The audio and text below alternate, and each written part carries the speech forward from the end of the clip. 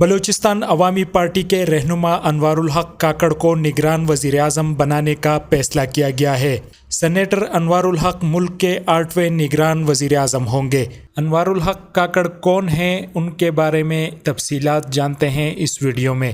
انوار الحق کاکڑ کا تعلق کوئٹہ سے ہے۔ وہ 1971 میں بلوچستان کے علاقے مسلم باغ میں پیدا ہوئے۔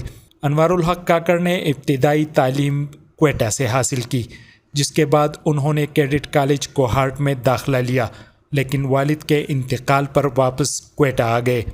انوار الحق کاکڑ اعلیٰ تعلیم کے لیے لندن گئے، جبکہ انہوں نے یونیورسٹی آف بلوچستان سے پولیٹیکل سائنس اور سوشیالوجی میں ماسٹر کیا۔ انوار الحق کاکڑ نے کیریئر کا آغاز اپنے آبائی اسکول میں پڑھانے سے کیا۔ انہوں نے اپنی عملی سیاست کا سفر سابق صدر پاکستان جنرل پرویز مشرف کے دور سے شروع کیا اور اپنے علاقے کی قومی اسمبلی کی نشست پر مسلم لیگ قاب سے الیکشن میں حصہ لیا۔ تاہم ان انتخابات میں انوار الحق کاکڑ کو ناکامی کا سامنا کرنا پڑا۔ بعد ازاں انوار الحق کاکڑ نواب ثناء اللہ زہری کی حکومت میں صوبے کے ترجمان کے حیثیت سے اپنا کردار ادا کرتے رہے۔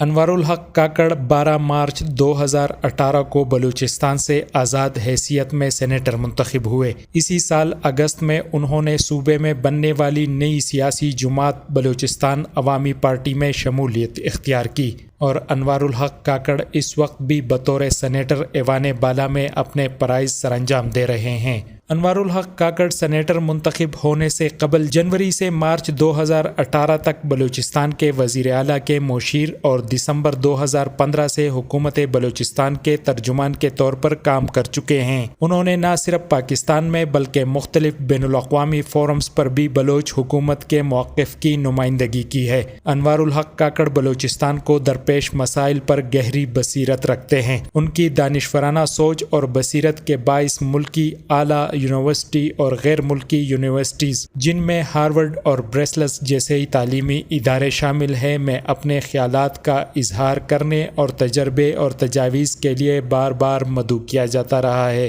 انوار الحق کاکڑ پاکستان کے 8ویں نگران وزیر اعظم بن گئے ہیں۔